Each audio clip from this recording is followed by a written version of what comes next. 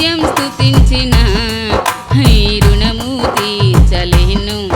సమస్తం నీకిచ్చిన నీ త్యాగం మరువలేను. రాజా రాజా రాజా రాజాధిరాజు నీవు, దేవా దేవా దేవా దేవాధిదేవుడవు. రాజా రాజా రాజా రాజాధిరాజు నీవు, దేవా దేవా దేవా దేవాధిదేవుడవు. అద్వితీయ దేవుడా, ఆది అంతమున్నయ్యున్నవాడా, అద్వితీయ దేవుడా, ఆది అంతమున్నయ్యున్నవాడా, అంగలార్పును నాట్యముగా మార్చివేసిన నా ప్రభు, అంగలార్పును నాట్యముగా మార్చివేసిన నా ప్రభు. రాజా రాజా రాజా రాజాధిరాజువు నీవు, దేవా దేవా దేవా దేవాధిదేవుడవు. రాజా రాజా రాజా రాజాధిరాజువు నీవు, దేవా దేవా దేవా దేవాధిదేవుడవు. నిత్యం స్తుతించిన నీ రుణము తీర్చలేను. సమస్తం నీకిచ్చిన నీ త్యాగం మరువలేను. జీవమైన దేవుడా, జీవమిచ్చిన నాథుడా, జీవమైన దేవుడా, జీవమిచ్చిన నాథుడా, జీవజలపు బుగ్గ యొద్దకు నన్ను నడిపిన కాపరి, జీవజలపు బుగ్గ యొద్దకు నన్ను నడిపిన కాపరి. రాజా రాజా రాజా రాజాధిరాజువు నీవు, దేవా దేవా దేవా దేవాధిదేవుడవు. రాజా రాజా రాజా రాజాధిరాజువు నీవు, దేవా దేవా దేవా దేవాధిదేవుడవు. నిత్యం స్తుతించిన నీ రుణము తీర్చలేను. సమస్తం నీకిచ్చిన నీ త్యాగం మరువలేను. మార్పులేని దేవుడా, మాకు సరిపోయిన వాడా, మార్పులేని దేవుడా, మాకు సరిపోయిన వాడా, మాటతోనే సృష్టినంతా కలుగజేసిన పూజ్యుడా, మాటతోనే సృష్టినంతా కలుగజేసిన పూజ్యుడా.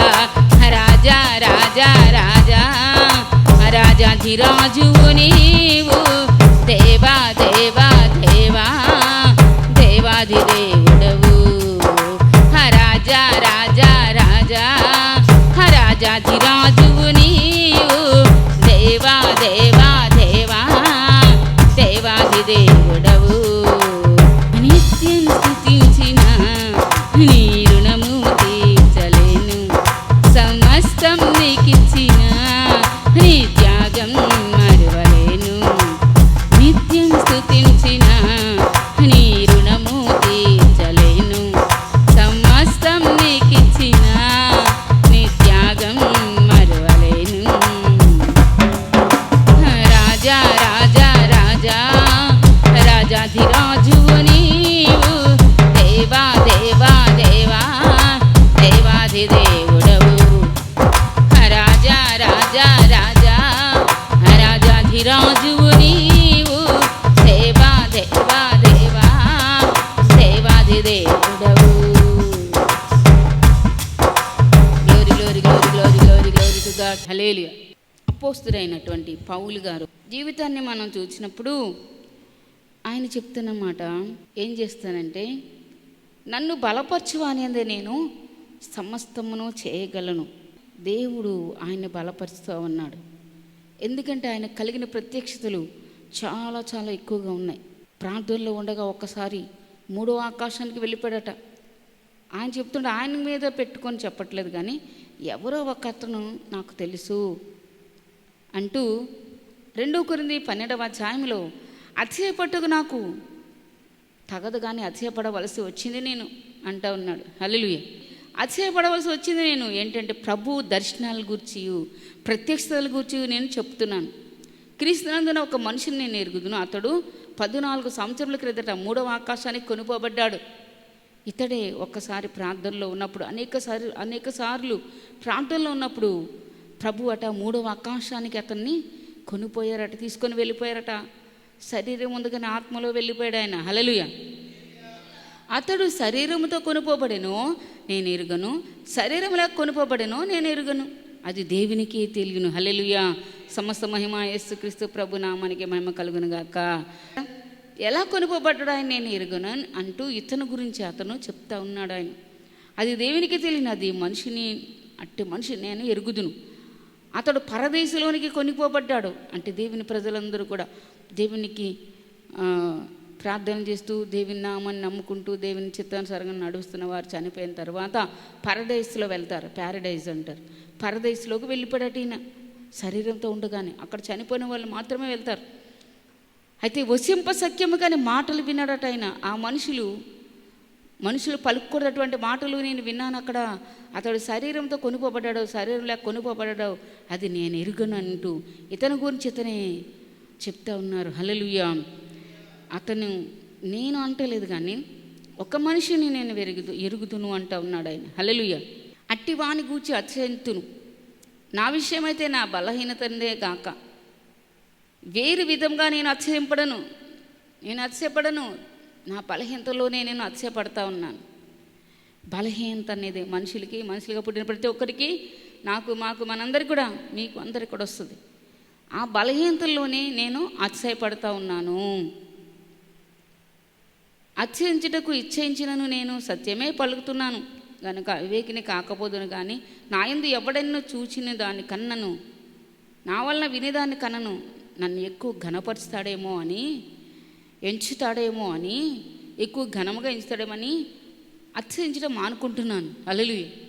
నేనేమి గర్వపడట్లేదు, నేనేమీ అతిశయపడట్లేదు, నేనేమీ ఘనముగా ఎంచుకోవట్లేదు. నేను అవన్నీ ఎవరు చేసిన కార్యాలు, దేవుడు చేసిన కార్యాలు, అవి దేవునికే మహిమ కలుగునుగాక. ఆమేన్. ఇక్కడ కూడా మన దగ్గర పోయిన బుధవారం కూడా మీరు అంతా విన్నారు. ఎప్పుడు విన్నవే కదా, ఎప్పుడు చూసినవే కదా, మీకు తెలిసినవే అన్నీ వింటూ ఉన్నారు. అందుకని మైకులు పెట్టలేదు. లాస్ట్లో రాగానే ఇంకా ఇక్కడికి రాను అని మొండికేసి ఇక్కడికి వచ్చిన తర్వాత నేను ఉండనని కింద దొల్లి హల్లెలూయా లాస్ట్లో దండం పెట్టేసి ప్రేయర్ చేద్దాం. సరే, చాలా పేర్లు చెప్తే మీకు అందరికీ తెలిసినవే, మీకేం కొరత కదండి, అందరికీ తెలుసు. దేవుడి కార్యాలు మేము ఇక్కడే మీకు దాచటం లేదు, మైకుల్లో వినిపిస్తూనే ఉన్నాం. దేవుని నామానికి మహిమ కలుగునుగాక. ఆమేన్. ప్రభు సెలవిచ్చిన మాట అది. దేవుని ప్రజలందరూ దేవుని వైపు తిరగాలి, దేవుని అద్భుతాలు ఆశ్చర్యగా చూచికెళ్ళి ఏ నామాలు జరుగుతున్నాయో, ఎవరు నిజమైన దేవుడు అవి చెప్తున్నాయి. మేమెవరమండి ఆపడానికి మైకి పెట్టకుండా. హల్లెలూయా. చాలా దొల్లించి కొన్ని అపరిశక్తులు అలాగే వెళ్ళిపోతాయి. దొల్లించి ఏమేం చేసావో చెప్పి మరీ వెళ్తాయి. హల్లెలూయా. దేవుని పరిశుద్ధ నామానికి మహిమ కలుగునుగాక. ఇక్కడ అంటున్నాడు ఈ దైవజనుడు, అవన్నీ ఎవరి వల్ల జరుగుతాయి. ఇక్కడ పాటలు ప్రారంభించక ముందు నుండే గేట్ ఎంటర్ అవుతుండగానే నేను రాను నేను ఇక్కడ ఏసై ఉన్నారు, నేను రాను నేను అని కింద కొట్టుకుంటూ గాజులన్నీ పగిలిపోయినాయండి. దొల్లి చూసారా. ఇలా గేట్ తీసుకొని లోపలికి రావడానికి కూడా ఆటో వాళ్ళకి చాలా ఇబ్బంది అయింది. దొల్లుకుంటూ మొత్తం మైకిల్ లేకుండానే, మైక్ కంటే స్పీడ్గా అరిచేసింది. ఎన్నో దుష్ట శక్తులు ఈరోజున అవే అందరికీ తెలుసు. అవేంటో ఇక్కడ వింటున్నారు చాలా సంవత్సరాలు బట్టి. దేవుని పరిశుద్ధ నామానికి మహిమ కలుగునుగాక. ఆమేన్. మీకేం చెప్పాల్సిన పనేం లేదండి, మీకు అందరికీ తెలుసు పేర్లన్నీ. నిజమైన దేవుడు ఎవరో, నీ కొరకు ఏం చేశాడు ఆయన, రక్తం చిందించాడు, ప్రాణం పెట్టాడు. ఆయనలాగా ఎవరు చేయలేదు నీకోసం. ఈయన కలిగిన ప్రత్యక్షతలు బహు విశేషముగా ఉన్నాయట. అందుకనే నేను అత్యధికంగా హెచ్చిపోకుండా ఉండాలని, నాకు శరీరంలో ఒక ముళ్ళు ఉంది, నేను అత్యధికంగా హెచ్చిపోకుండా నిమిత్తము. హల్లెలూయా. దేవుడు ఆ ముళ్ళును అనుమతించాడట. 2 కొరింథీ 12వ అధ్యాయంలో 7, నాకు కలిగిన ప్రత్యక్షతలు బహు విశేషముగా ఉన్నందునను నేను అత్యధికంగా హెచ్చిపోకుండా నిమిత్తము, నాకు శరీరంలో ఒక ముళ్ళు, నేను అత్యధికంగా హెచ్చిపోకుండా నిమిత్తం నన్ను నలగుట్టకు సాతాను యొక్క దూతగా ఉంచబడిందట. హల్లెలూయా. అనేకమైన ప్రత్యక్షతలు ఉన్నాయి. నేను ఒకవేళ హెచ్చిపోతానేమో అని అవి సాతాను యొక్క దూత. ఆయనకి పాపం కళ్ళు జబ్బుండేదట ఆ దైవజనుడికి. అప్పుడప్పుడు కళ్ళు పుసులు కారేవట. కొంత చరిత్రలో కనబడతా ఉన్నాయి, కొంతమంది దైవజనులు చెప్తా ఉన్నారు. అయితే ఆయన గురించి ఆయన ఎప్పుడు ప్రార్థన చేసుకోలేదు. కానీ ఒక్కసారి అడిగాడట, అయ్యా ప్రభా ఇది నా నుండి తీసివేయవా అని అడిగాడట. హల్లెలూయా. పాపం ప్రెగ్నెన్సీ అట, ఆమెకి ప్రెగ్నెన్సీ అట.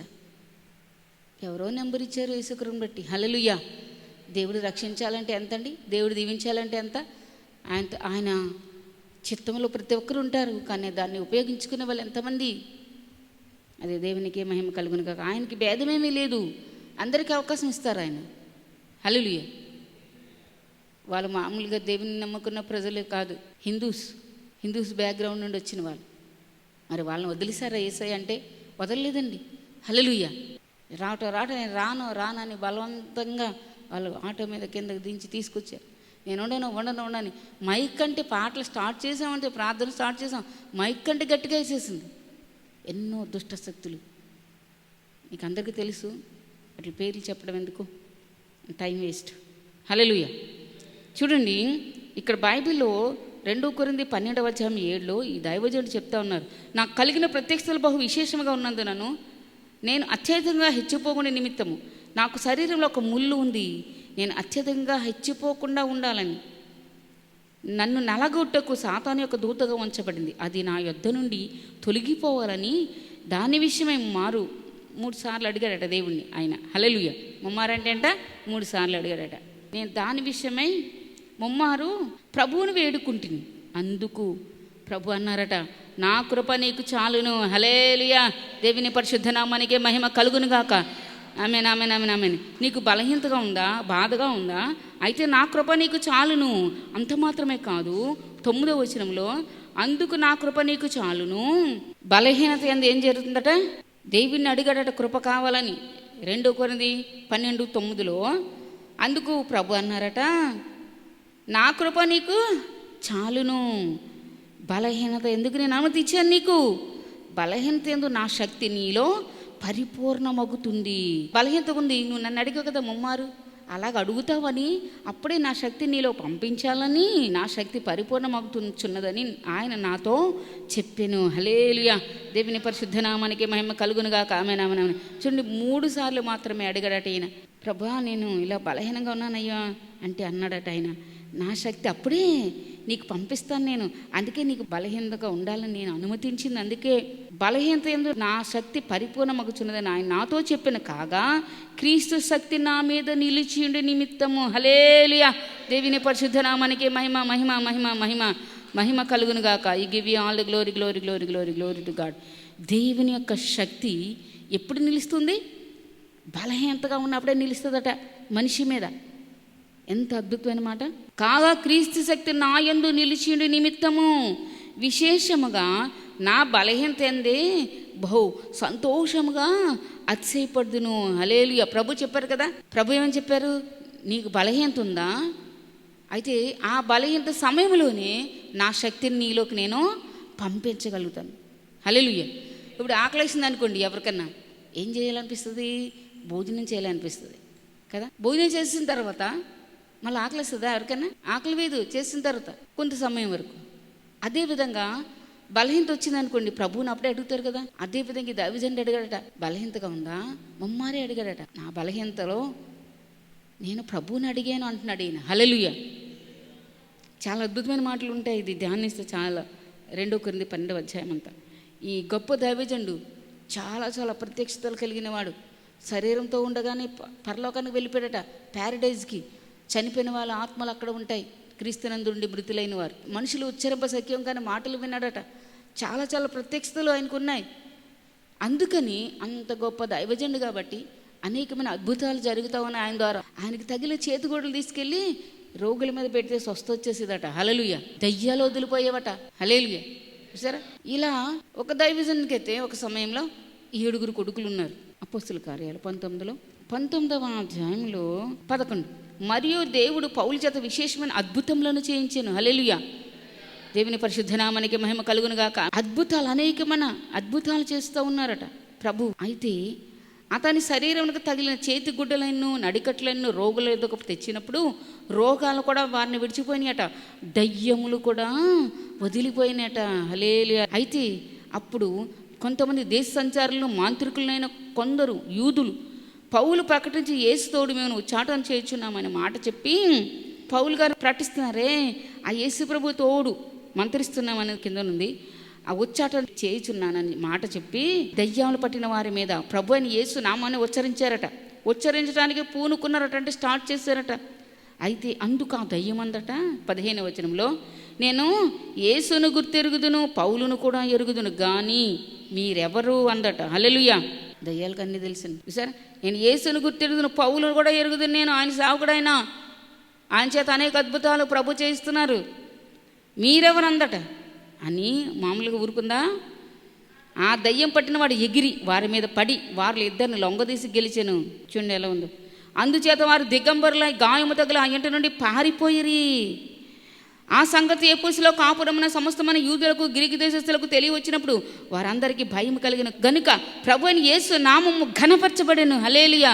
ఘనమైనవి నీ కార్యములు నా ఎడలా, స్థిరమైనవి నీ ఆలోచనలు నా యేసయ్యా.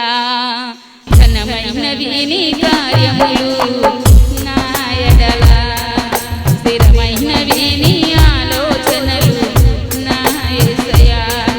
ఘనమైనవి నీ కార్యములు నా ఎడలా, స్థిరమైనవి నీ ఆలోచనలు నా యేసయ్యా.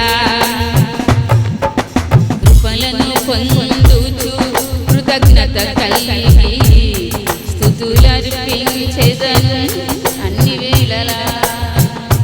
కృపలను పొందుచు కృతజ్ఞత కలిగి స్తుతులర్పించెదను అన్ని వేళలా.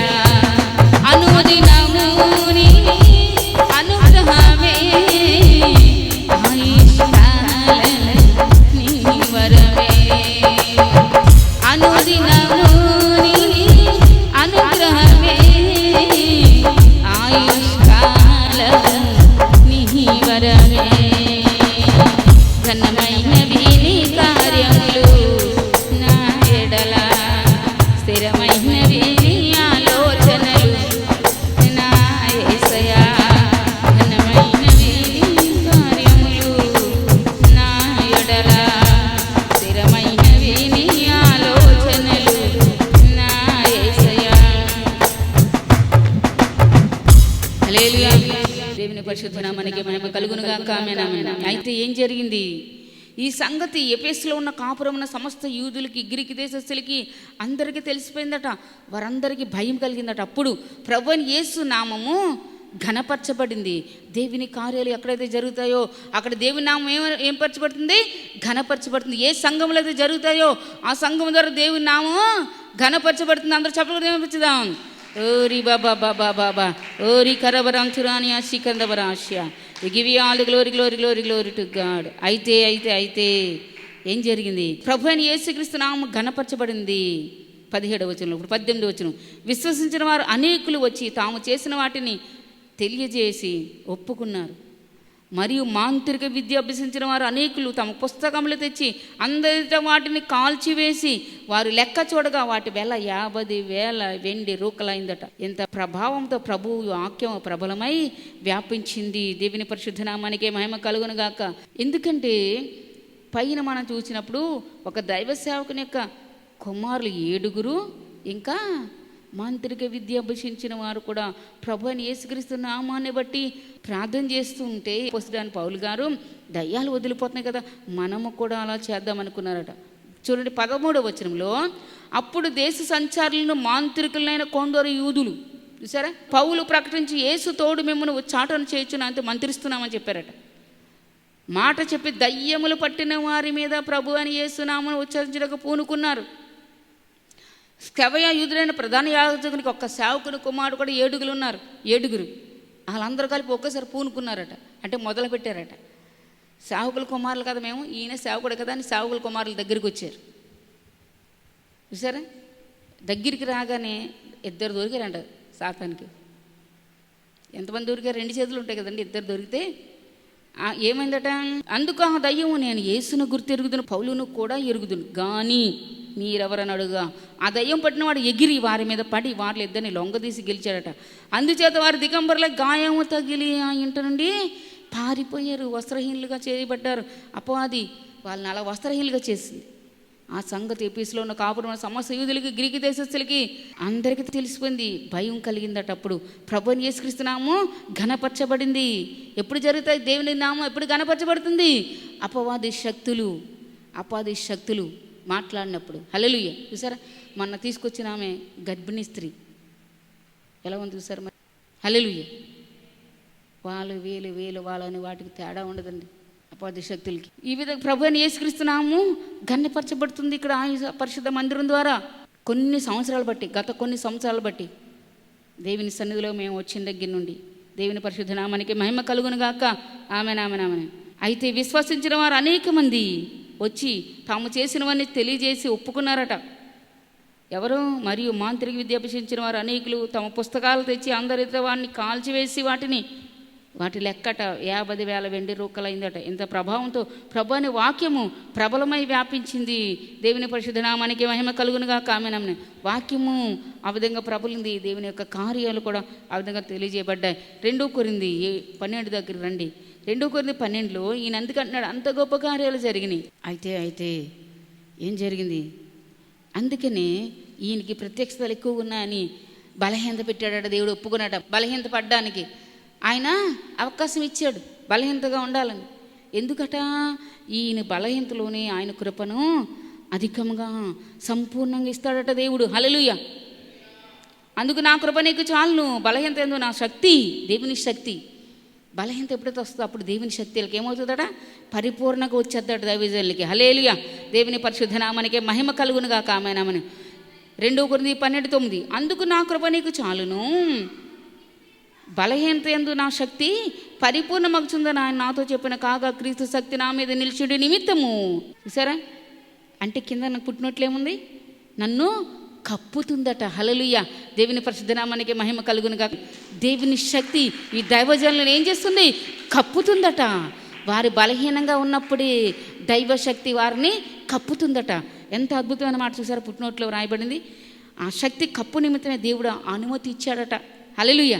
తన బిడ్డలను ఎప్పుడు విడిచిపెట్టే దేవుడు కాదాయన. వారి కొరికే రక్తం చిందించాడు, ప్రాణమే ఇచ్చాడు ఆయన. అంత గొప్ప దేవుడు. ఇవి ఎవరైనా సరే సోదరి ఈ మాటలు వింటే నీవు దేవుని సంధికి వచ్చి ప్రభా నన్ను నీ బిడ్డగా చేసుకొని నా పాపాలు క్షమించండి. ఆయన రక్తంతో కడిగి ఆయన బిడ్డగా చేసుకొని ఆయన సంధిలో గొప్పగా వాడుకుంటాడు నిన్ను.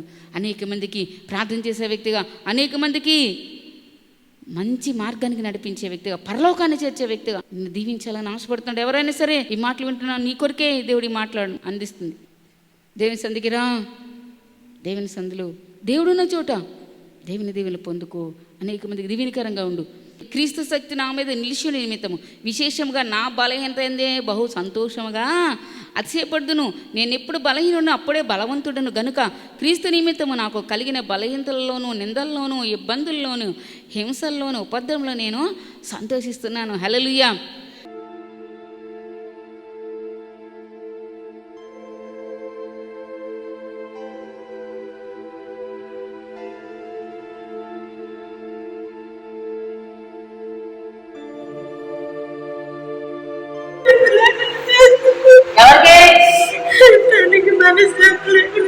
భార్య భర్త మధ్యలో గొడవ పెట్టవా? పెట్టాను. పెట్టావు ఎన్నాళ్ళు పట్టున్నావు? సైతానా, నా పక్కన ఎవరున్నారు చెప్పు. చెప్పాలి. ఇక్కడ ఈ చర్చిలో ఏ దేవుడు ఉన్నారు? యేసు ప్రభు ఎవరు? రక్షకుడా? మరి ఏసంటే నీకు భయమేనా? భయాస్తుందా?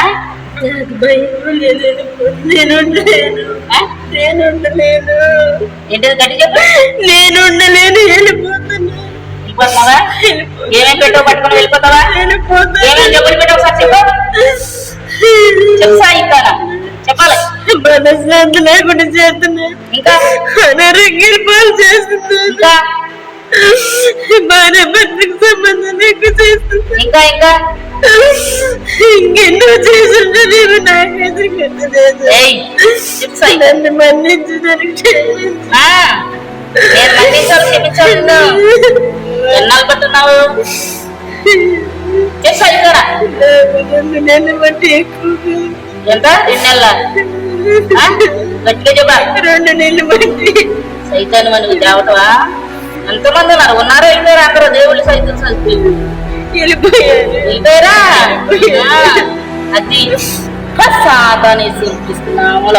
ఇక ఆజ్ఞాపిస్తున్నాను, ఏం పేట పట్టుకుని వెళ్ళిపోవాలి. ఉండానికి మీద రారేసుకొస్తున్నాము. ఎక్కమనకమా ఈ నేను వీళ్ళ కోసం నేను ప్రార్థిస్తున్నాను. వెళ్ళిపో. చూపిస్తున్నాము. ఎంతో నిమ్మలపరిచినట్టుగా ఉంది. అలాగే. నేను స్వస్థత పొందాను. నాకు ఇంకా స్వస్థత మీరు ఏం మాట్లాడుతుంది తెలుసా? మిమ్మల్ని వేసే ముట్టారు, చేసే పరిశ్రమానికి మేము కలుగుగా 2 నెలల బట్టి ఎక్కువ ఉండట. మీకు పరిస్థితులు మాట్లాడు.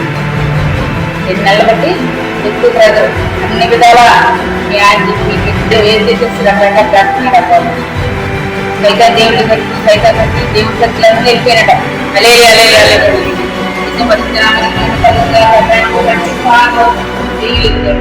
హార్ట్ ప్రాబ్లం పెట్టి సైతం సరే